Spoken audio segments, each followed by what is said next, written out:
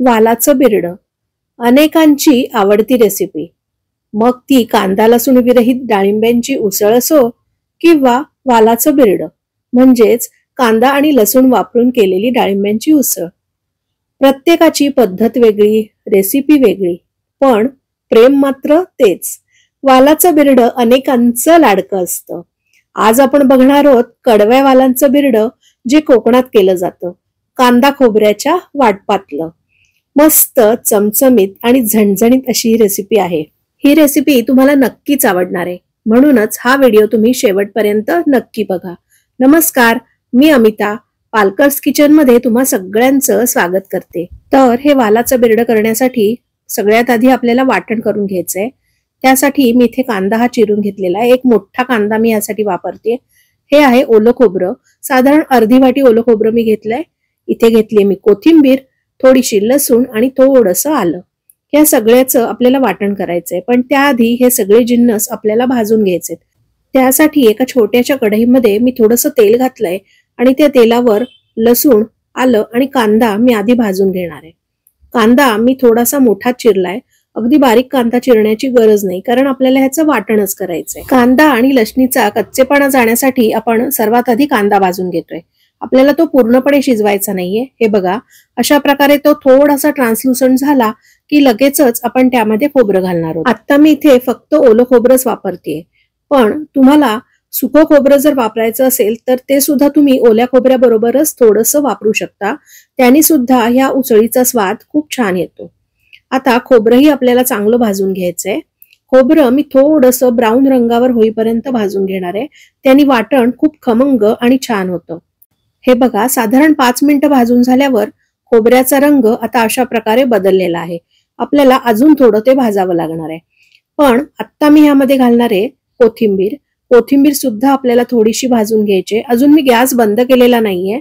कोथिंबीर भाजून झाली की त्यानंतर मी गॅस बंद करणार आहे आणि बंद गॅसवर अशाच गरम कढईमध्ये हे वाटण ठेवून देणार आहे, की जेणेकरून गरम कढईमुळे त्याला अजून थोडा रंग छान येईल। हे बघा, तुम्ही बघू शकताय आता हे वाटण पूर्णपणे गार झालेलं आहे आणि आता ते मिक्सर मध्ये मी फिरवून घेणार आहे। त्याचा रंगही तुम्ही बघू शकताय। मी कढईमध्ये तसंच ठेवून दिल्यामुळे त्याचा रंग आता छान आलेला आहे। थोडंसं पाणी घालून आता मी हे वाटण वाटून घेणार आहे।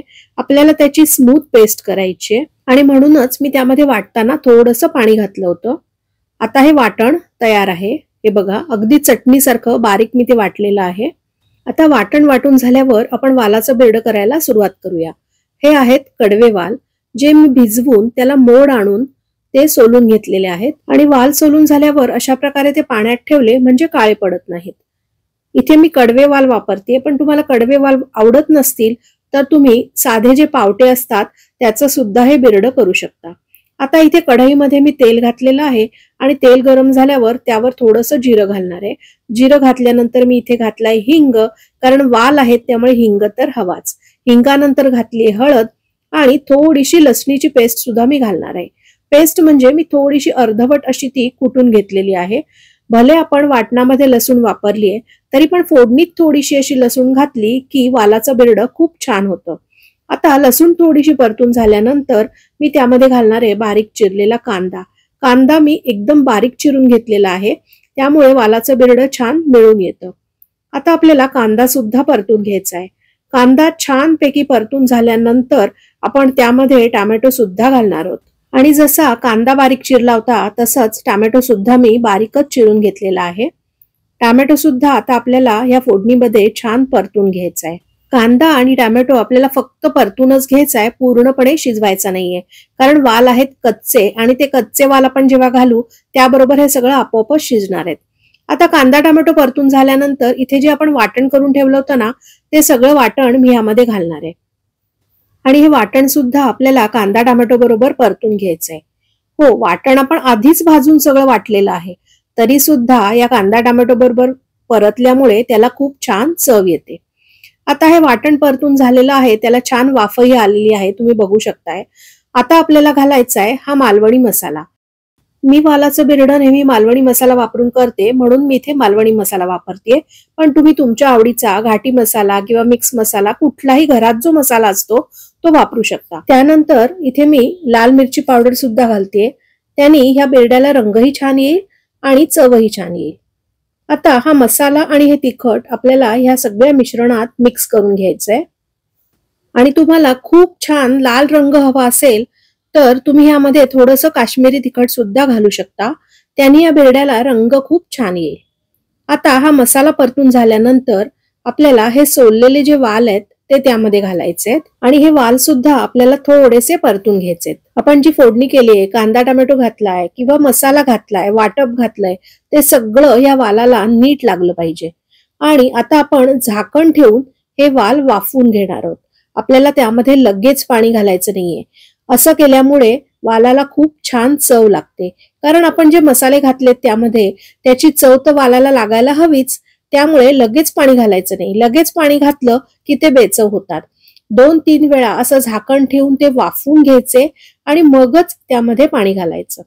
आता मी 2-3 वेळा झाकण ठेवून ते वाफवून घेतलेले आहेत आणि मी त्यामध्ये पाणी घालतेय. ज्या मिक्सरमध्ये आपण वाटप केलं होतं त्या मिक्सरमध्येच पाणी घालून ढवळून ते पाणी मी ह्यामध्ये घातलेलं आहे. पाणी आपल्याला घालून ते पुन्हा शिजवून घ्यायचे, कारण आपण फक्त 2-3च त्याला वाफा काढलेत, ते पूर्णपणे शिजलेले नाहीयेत. पाणी ढवळून झाल्यानंतर पुन्हा एकदा मी त्यावर झाकण ठेवणार आहे आणि साधारण 7-8 मिनिटांनंतर ते उघडणार आहे. आणि आता उघडल्यावर तुम्ही बघू शकताय त्याला छान उकळी आलेली आहे. आपण पुन्हा एकदा ते सगळं ढवळून घेऊया, कारण ते खाली सुद्धा लागता कामा नयेत. पाणी आटलं तर ते खाली लागू शकतात. म्हणून एकदा मी ते ढवळून घेणार आहे आणि गरज लागली तर पुन्हा एकदा त्यामध्ये पाणी घालणार आहे. आता ढवळून झाल्यानंतर मी त्यामध्ये घालणार आहे मीठ. अजून ते पूर्णपणे शिजलेले नाहीयेत, पण अर्धवट शिजल्यावरच आपण त्यात मीठ घालायचंय की ते पूर्ण शिजायच्या आत मिठाची चव त्याला लागेल. मीठ आधीही घालायचं नाही आणि सगळ्यात शेवटीही घालायचं नाही.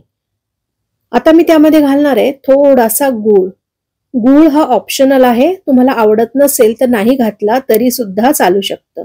आणि हे आहे कोकम म्हणजेच आमसूल. आमसूल घातलाय म्हणून मी त्यामध्ये गूळ घातलाय, पण तुम्हाला आवडत नसेल तर काहीच हरकत नाही, नका घालू. आमसूल आणि गूळ सुद्धा आपण एकदा ढवळून घेऊया. आणि तुम्ही बघू शकताय हे मिश्रण असं घट्ट झालेलं आहे. त्याला थोड्याशा पाण्याची गरज आहे. म्हणून मी परत 1 वाटी त्यामध्ये पाणी घातलंय आणि पुन्हा एकदा आपल्याला झाकण ठेवून ते शिजवून घ्यायचे. असं आपल्याला वाल पूर्ण शिजेपर्यंत करायचंय.